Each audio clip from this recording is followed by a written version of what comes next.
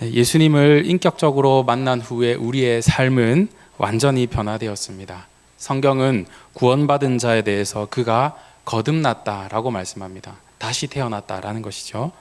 조금 나아진 상태로 발전된 정도가 아니라 아예 새롭게 태어났다라고 말씀합니다. 이제는 혈육으로 이어진 가문을 초월하여서 우리가 모두 하나님의 자녀가 되었기 때문에 우리는 서로를 형제 자매라고 부르게 되었고, 이렇게 부르고 있는 사실을 통해 우리가 하나님 안에서 한 가문을 이루었구나라는 것을 알게 되는 것입니다. 그래서 우리 이름 앞에는 각자의 성이 있지만 거듭난 자는 그 앞에 먼저 하나님의 자녀라는 타이틀이 있는 것이죠. 우리의 신분은 완전히 새롭게 되었고, 그에 따라서 우리의 삶의 양식도 변화되었습니다. 가장 즐겨하던 것과 가장 소중히 여기던 것들도 뒤로 하고, 이제는 하나님만을 가장 사랑하고 또 하나님으로 즐거워하고 하나님의 말씀이 우리의 삶의 기준이 되었습니다. 그러나 그렇게 변화되었음에도 거듭나기 전에 못난 모습이 또다시 나타나는 그런 연약함을 가진 존재이기도 합니다. 다이어트를 열심히 했지만 다시 돌아오는 요요 현상처럼 우리는 새로 태어났고 다시 예전으로 돌아가고 싶지 않지만 어떠한 상황 속에서 또 그 모습들을 보이곤 합니다. 하지만 그럼에도 성도에게 소망이 있는 것은 우리가 얻은 구원이 절대적이기 때문입니다. 하나님은 어중간한 구원, 부족한 구원을 이루지 않으셨고 우리에게 완전한 구원을 이루셨습니다. 그리고 그 구원을 우리에게 베푸셨습니다. 그 사실을 믿으십니까? 그래서 우리는 넘어져도 아주 넘어지지 않습니다. 반드시 우리의 삶의 끝에는 승리가 기다리고 있고, 구원받은 자는 반드시 그 승리의 결승선을 넘어가게 되어 있는 줄을 믿으시길 바랍니다. 하나님은 완전한 구원을 예수님을 통해서 이루셨고 그 은혜를 우리에게 베풀어 주셔서 이제 우리가 하나님의 자녀가 된 이후에서 세상에서 겪는 영적 전쟁 가운데 끝내 승리하게 하십니다. 하지만 우리는 끝내 승리한다라는 것을 믿으면서도 그 과정으로 나아가는 길에 계속해서 지고 무너지는 모습을 또 발견하게 되죠. 그 이유가 여러 가지가 있겠지만 가장 큰 이유는 우리가 그 승리를 이미 얻었지만 아직 이루어지지 않았기 때문이다라고 말할 수 있습니다. 무슨 의미입니까? 예수님께서는 죽음과 부활과 승천을 통해서 이미 승리를 얻으셨고 그 승리가 근거가 되어서 우리도 이미 승리를 약속받았습니다. 그러나 아직 우리가 그 완전한 승리의 순간으로 들어가지는 않았기 때문에 우리는 부분적인 실패를 겪기도 하고 무너지기도 하는 것입니다. 우리는 이미 승리를 약속받았습니다. 그러나 아직 이루어지진 않았습니다. 그 긴장이 우리를 연약하게 만들기도 하는 것이죠. 예수님은 하나님의 나라가 이미 임했다라고 말씀합니다. 그 말씀은 믿는 자가 이미 천국을 허락받았기 때문에 삶 가운데서 천국을 누릴 수 있다라는 의미죠. 그러나 아직 천국에 완전히 들어가지는 않았기 때문에 때론 우리 삶을 지옥처럼 만드는 그 상황이 다가오면 우리는 믿음을 잃기도 하는 것입니다. 이 세상의 모든 돈을 끌어모아도 살 수 없는 가장 호화롭고 또 안전하고 아름다운 집으로 이사가게 되었다라고 생각을 해봅시다. 나는 그 집에 들어갈 만한 물질도 또 능력도 없는데 누군가가 이미 그 값을 다 치러 놓았고 이제 이사 날만 기다리면 되는 것입니다. 그 날이 되면 그 집에 이제 들어가기만 하면 됩니다. 근데 문제가 하나 있는데 그것은 이사 날이 언제인지 알 수 없다라는 사실입니다. 하지만 서류상으로는 내가 그 집에 들어가게 된다라는 모든 절차는 완료되었습니다. 그 집은 나의 집이 분명합니다. 그런데 주변에서 계속 소문이 들리는 것입니다. 그 집은 서류상으로만 존재하지 실제로 가보면 없을지도 몰라. 그 집은 말로만 소문났지 가보면 별것 없어. 그 집보다 더 좋은 집이 많이 있으니 더 둘러보고 신중하게 결정해야 돼. 이런 세상의 속삭임에 우리가 그 어떠한 집보다 아름다운 집으로 들어가게 된다는 사실을 의심하고 이삿날이 언제 다가올지 몰라 잊어버리고 살아가게 된다라는 것입니다. 사탄은 영원한 승리로 나아가는 우리를 어떻게든 막아보려고 힘을 다해 우리를 시험합니다.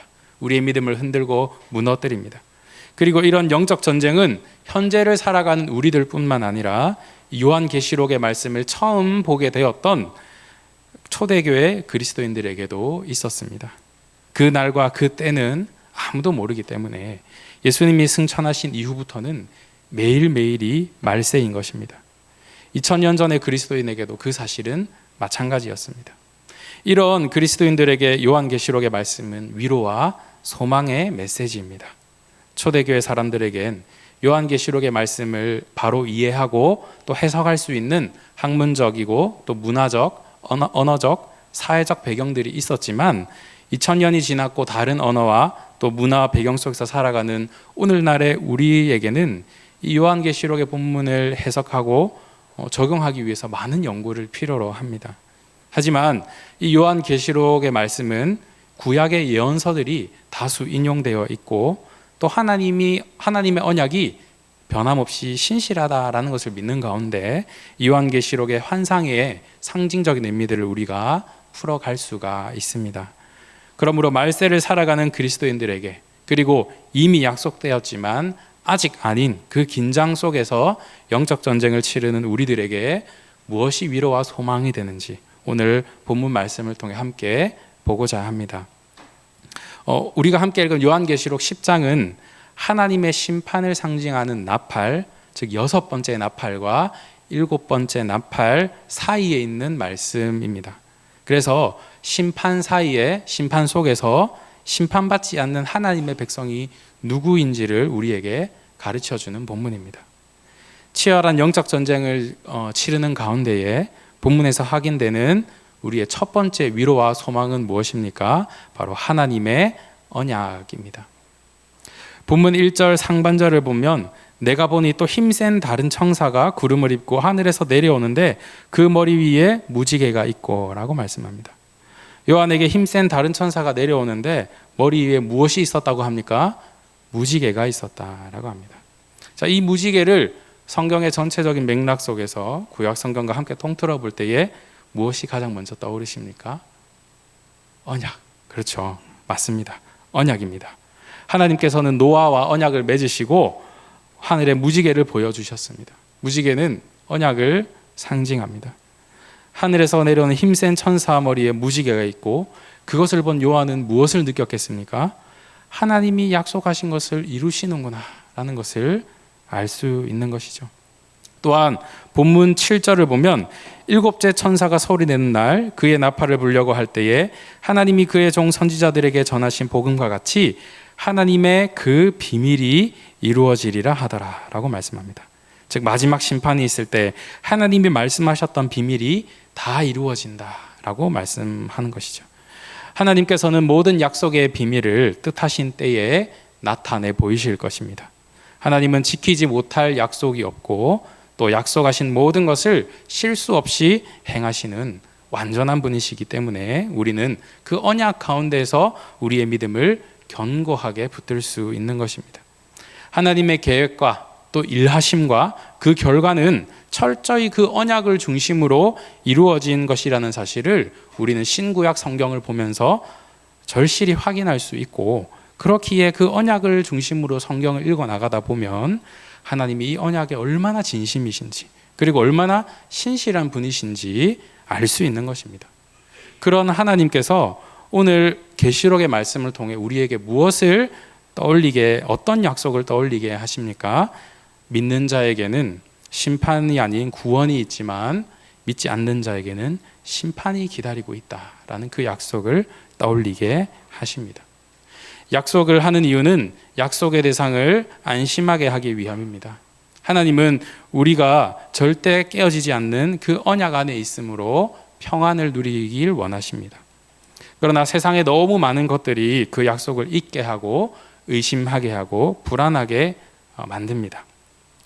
우리가 평안할 때는 그 약속을 잊어버리기 때문에 하나님은 우리에게 그 영적 전쟁이라는 긴장된 순간을 허락하셔서 우리가 그 약속을 잊지 않고 붙들고 살아가게 하십니다. 그래서 치열한 영적 전쟁은 우리를 피로하게만 하는 것이 아니라 우리로 하여금 신실한 하나님의 언약을 떠올리게 하고 또 그것을 붙잡게 합니다. 그러므로 영적 전쟁을 우리는 피하거나 기권하지 말아야 합니다.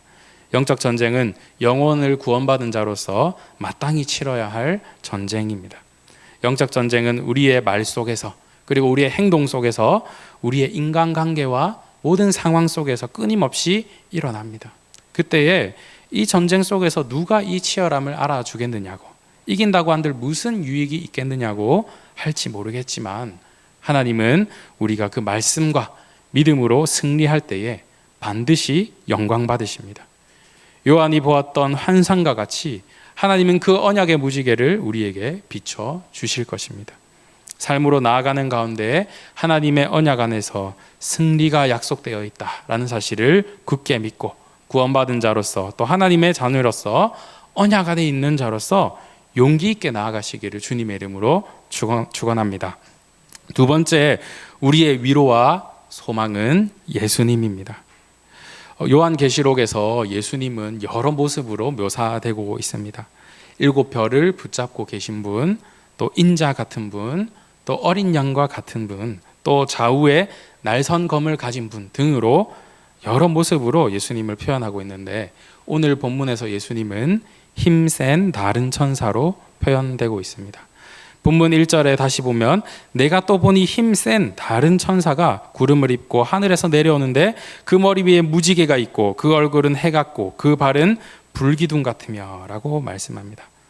해 같은 얼굴과 또 불기둥과 같은 두 발을 가지고 계시면서 구름을 입고 머리에는 언약을 상징하는 무지개가 있는 힘센 천사, 누구겠습니까? 바로 예수님입니다. 이 힘센 천사가 예수님이라는 근거는 요한계시록 내에서 다른 본문에서도 확인이 되는데, 5장 2절을 보면요, 또 봄에 힘 있는 천사가 큰 음성으로 외치기를 누가 그 두루마리를 펴며 그 인을 떼기에 합당하냐 하나라고 말씀합니다. 자, 이 본문은 심판의 두루마리를 펼칠 자가 예수님밖에 없다, 즉 심판을 행하는 권세가 예수님밖에 없다라는 사실을 나타내면서 예수님을 힘 있는 천사라고 표현하고 있는 본문입니다. 또한 요한계시록 외에도 증거가 있는데요, 에스겔에 기록된 말씀 중에 에스겔 3장 3절을 보면, 내게 이르시되 인자야, 내가 내게 주는 이 두루마리를 내 배에 넣으며 내 창자에 채우라 하시기에 내가 먹으니 그것이 내 입에서 달기가 꿀 같더라 라고 말씀합니다.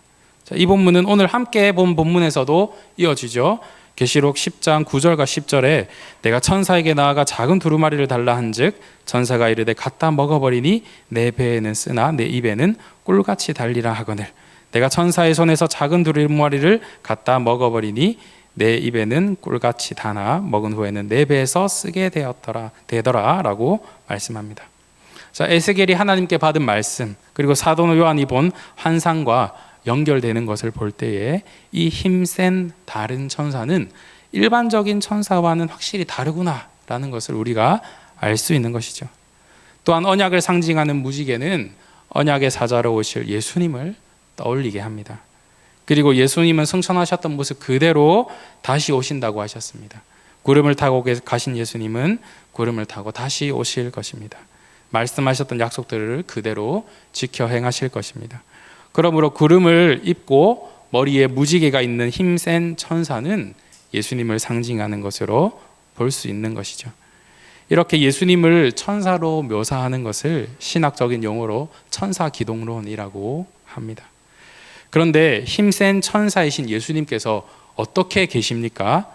2절을 보니까 그 손에는 펴놓인 작은 두루마리를 들고 그 오른발은 바다를 밟고 왼발은 땅을 밟고 라고 말씀합니다. 자, 여기서 두루마리는 하나님의 심판이 담겨 있는 것인데, 예수님께서는 그 심판의 두루마리를 들고 계시고 오른발은 바다를 밟고 왼발은 땅을 밟고 있었다라고 사도 요한이 기록합니다. 자, 이것이 상징하는 것이 있는데요, 이것은 예수님이 다스리시는 통치의 범위를 의미합니다. 즉 땅과 바다, 즉 세계 열방이 예수님의 발 아래에 있고 예수님의 통치와 심판이 세계 열방 가운데 임할 것이다 라는 사실을 보여주고 있는 것입니다. 예수님은 모든 만물을 다스리시는 왕 중의 왕이십니다. 그 왕께서 모든 언약을 다 이루셨고 앞으로도 이루실 것입니다. 그 사실을 본문 5절과 6절에서 나타내고 있습니다. 내가 본 바 바다와 땅을 밟고 서 있는 천사가 하늘을 향하여 오른손을 들고 세세토록 살아계시니 곧 하늘과 그 가운데 있는 물건이며 땅과 그 가운데 있는 물건이며 바다와 그 가운데 있는 물건을 창조하신 이를 가리켜 맹세하여 이르되 지체하지 아니하리니 라고 말씀합니다. 자, 무슨 의미입니까? 바다와 땅을 밟고 있는 천사이신 그 예수님께서 오른손을 들고 만물을 창조하신 하나님께 맹세하면서 심판을 행하는 것을 지체하지 않겠다라고 말씀하고 있는 것입니다. 누가 하나님께 오른손을 들고 이 맹세를 할 수 있겠습니까? 하나님이신 예수님밖에 없는 것입니다. 예수님께서는 세계 열방을 다스리시면서 하나님의 뜻대로 세상을 심판할 분이십니다. 그렇기에 우리는 이 영원하신 왕이신 예수님을 묵상하고 따르는 가운데 소망을 가질 수 있는 것입니다. 우리 예수님은 심판 가운데 심판당할 수밖에 없는 힘없는 왕이 아닙니다. 자기 백성을 내버리고 도망가는 비겁한 왕도 아닙니다. 이스라엘 민족만 다스리시는 한 민족의 왕도 아니십니다. 힘있고 모든 열방을 다스리시고 구원하시고 승리하시고 영생을 주시는 왕이신 예수님이 우리의 소망입니다. 우리는 이런 힘있는 예수님의 다스림 아래에 있는 예수님의 신부이자 하나님의 자녀입니다. 그러므로 이런 예수님을 묵상할 때에 우리는 이 영적 전쟁 속에서도 승리한다는 소망을 가질 수 있는 것입니다. 어느 나라의 역사에도 예수님과 같은 왕은 없습니다. 이집트의 파라오도, 페르시아의 크세르크세스도, 그리스의 알렉산더도, 또 로마의 가이사, 또 중국의 최초 통일국가를 수립한 진시황도, 또 우리나라의 수많은 역사 속에 존재한 강개토 대왕이나 세종대왕과 같은 그 어떠한 위대한 왕도 자기 백성에게 영생을 주지는 못했습니다. 영원한 승리를 안겨주지 못했고 자기 백성의 영원한 왕도 되지 못했습니다. 그리고 국가를 지키기 위해서, 자기 자신을 지키기 위해서 백성들을 전쟁터로 내몰아 희생당하게 하는 왕은 있어도 순수하게 자기 백성을 위해 자기 목숨을 내어놓는 왕은 없었습니다. 그러나 예수님은 자기 백성을 위해서 목숨을 내어주시는 겸손한 왕이셨습니다. 또한 사탄과의 전쟁에서 승리하셔서 우리에게 그 승리를 주신 왕이십니다. 하나님이 다윗에게 약속하신 그대로 왕권을 영원하게 하시고 모든 세계 열방을 다스리시며 심판하실 왕으로 다시 오실 분이 바로 우리 예수님입니다. 우리는 이런 예수님 없이는 결코 영적 전쟁에서 승리할 수 없습니다. 예수님은 오늘날 우리를 다스리십니다. 어떠한 사람이나 어떠한 상황에 의해서 우리가 믿음을 잃고 또 불안한 가운데에 살아가기도 합니다. 혹시 그런 분이 지금 그런 상황 속에 있는 분이 계실지 모르겠습니다. 예수님은 우리의 소망이라는 사실을 믿으시기 바랍니다. 내가 예수님의 그 다스림 안에 있으므로 안전하다는 사실을 믿으시기 바랍니다. 그 믿음을 흔들리지 않고 굳건하게 붙잡기 바랍니다. 요한이 보았던 그 환상은 그저 꿈만 같은 일이 아니라 초대교회 교인들과 오늘날 우리에게 주시는 위로와 소망의 말씀임을 믿고 예수님으로 인해 참 평안과 소망을 가지는 우리 모두가 되기를 주님의 이름으로 축복합니다. 말씀을 통해 확인되는 세 번째 우리의 소망은 사명입니다. 사람은 무엇을 위해서 사는가라는 이 질문에 대한 답이 있을 때 사람은 참 만족을 누립니다. 그게 없으면 아무리 지위가 높고 많은 물질을 가지고 사람들의 인정을 받아도 삶의 공허함을 느끼고 죄악에 빠지게 될 수밖에 없습니다. 목적이 없는 삶은 위태롭고 이리저리 흔들릴 수밖에 없습니다. 그런 우리들에게 예수님은 우리에게 어떤 사명을 주셨습니까? 바로 말씀 선포의 사명을 주셨습니다. 우리의 입에서 나오는 선포를 통해 또한 우리 삶의 모든 영역을 통해 예수님을 증거하는 증인의 사명을 받았습니다. 우리 안에는 말씀이신 예수님이 계시고 또 성령님께서 그 말씀이 생각나도록 하십니다. 그리스도인은 하나님의 말씀에 속한 자이기 때문에 그리스도인은 하나님의 그 말씀에 의한 사명에서 자유하지 않습니다. 이 사명에서 자유한 그리스도인은 단 한 명도 없습니다. 죄에서 자유한 그리스도인은 있지만 사명에서 자유한 그리스도인은 없는 것이죠. 하지만 은혜의 말씀을 우리가 받아 누리는 것까지는 행복해하지만 그 말씀대로 살아가는 사명자의 삶은 호락호락하지 않기 때문에 우리가 힘들어하는 경우들이 많습니다. 말씀을 들고 세상으로 나아가려고 하면 사탄은 굶주린 사자처럼 웅크리고 있다가 우리에게 달려들기 때문입니다. 사도 요한도 마찬가지였습니다. 사도 요한은 예수님을 전했다는 이유로 반모섬에 유배당했습니다. 이 사실은 그 당시 그리스도인들이 복음을 전할 때에 얼마나 큰 핍박이 있었는지를 보여줍니다. 그런데 사도 요한은 또다시 말씀 선포에 대한 사명을 받습니다. 본문 10절과 11절에서 내가 천사의 손에서 작은 두루마리를 갖다 먹어버리니 내 입에는 꿀같이 다나 먹은 후에는 내 배에서는 쓰게 되더라. 그가 내게 말하기를 내가 많은 백성과 나라와 방언과 임금에게 다시 예언하여야 하리라 하더라 라고 말씀합니다. 자, 이 말씀이 어떤 의미입니까? 회개하여 하나님께 돌아오는 자에게는 소망이 있고 승리가 있지만 그렇지 않은 자에게는 심판이 있다라는 그 말씀을 사도 요한이 받고 나니 그 말씀이 큰 위로가 되어서 꿀처럼 달지만 그 말씀을 받은 대로 전하려고 하니 배에서는 쓰다라는 것입니다. 즉 그 말씀을 삶에서 선포하고 나타내는 일에는 쓰디쓴 고통이 따른다라는 것이죠. 사도 요한은 복음을 전하다가 반모섬에 왔지만 다시 예언하여야 하리라라는 이 말씀은 결국 사도 요한이 반모섬에서 풀려나 또다시 복음을 전하는 사명을 감당해야 한다라는 사실을 우리에게 암시합니다. 우리는 하나님의 말씀을 통해서 위로를 받고 또 도전을 받습니다. 그러나 그 말씀을 선포하고 삶 가운데 나타내는 일은 고통이 따르기 때문에 포기할 때가 많습니다. 예수님은 그 사실을 이미 아시고 8절에서 내 배에는 쓰나 내 입에는 꿀같이 달리라 라고 말씀하신 것입니다. 혹시 배에 들어오기 전에 입부터 이미 쓰게 느끼시는 분 있으십니까? 그런 분들은 정신 차리시고 다음 학기 바이블 칼리지를 꼭 들으시기 바랍니다. 말씀을 선포하고 순종하며 나아가는 일은 반드시 고통이 따릅니다. 말씀을 받아 먹을 때는 너무 답니다. 그러나 순종할 때는 씁니다. 말씀을 전해야 하는 자에게는 어떻게 말씀을 전해야 할까라는 그 고뇌가 항상 있고, 말씀을 듣는 자는 그 말씀을 어떻게 순종할 수 있을까라는 그 쓰디쓴 소화의 과정이 있습니다. 미움과 따돌림과 박해와 고난을 받아야 하기 때문에 말씀 받은 대로 사는 것이 고통스럽습니다. 에스겔 2장 6절과 7절에서는 그 일이 얼마나 고통스러운지를 알려주는데, 인자야 너는 비록 가시와 찔레와 함께 있으며 전갈 가운데 거주할지라도 그들을 두려워하지 말고 그들의 말을 두려워하지 말지어다. 그들은 패역한 족속이라도 그 말을 두려워하지 말며 그 얼굴을 무서워하지 말지어다. 그들은 심히 패역한 자라.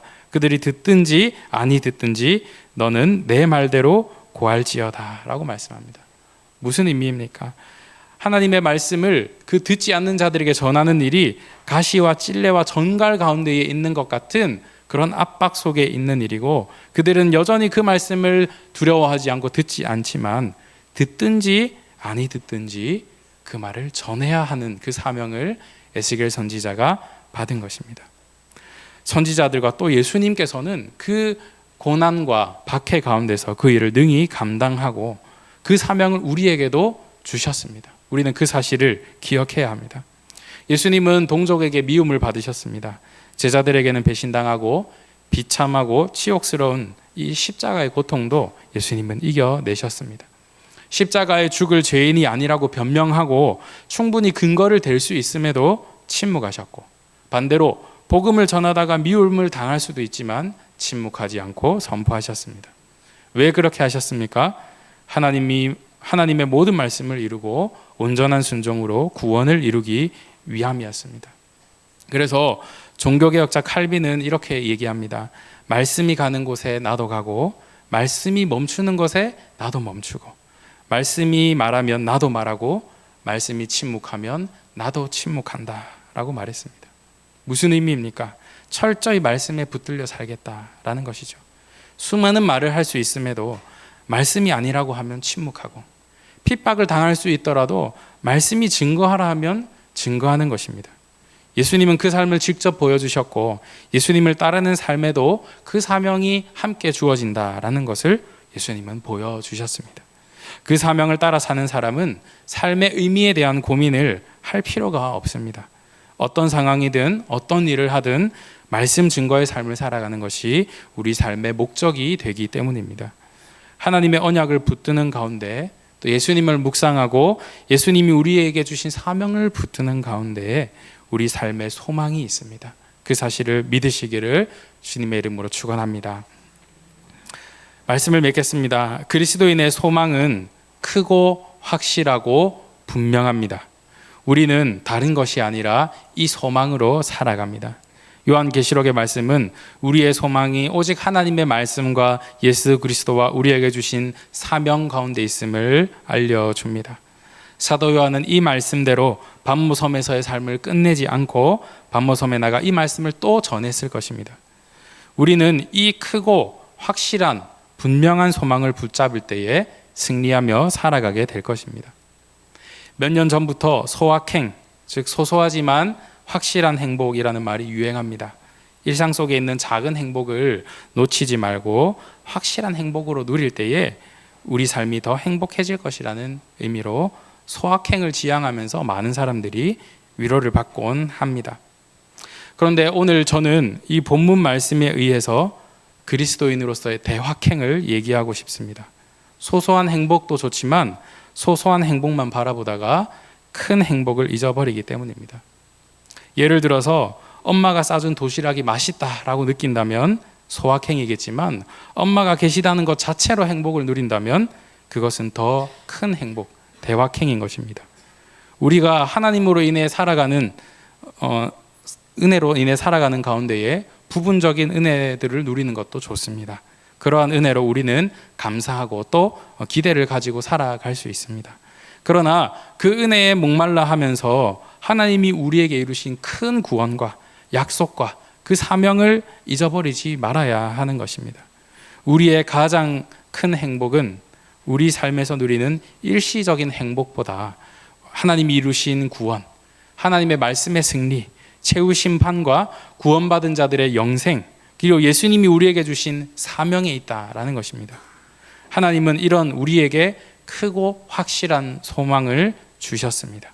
하나님의 언약과 또 우리의 왕이신 예수님과 그 예수님께서 주신 사명을 우리의 소망으로 품고 날마다 승리로 나아가는 우리 모두가 되기를 주님의 이름으로 축복합니다. 기도하겠습니다.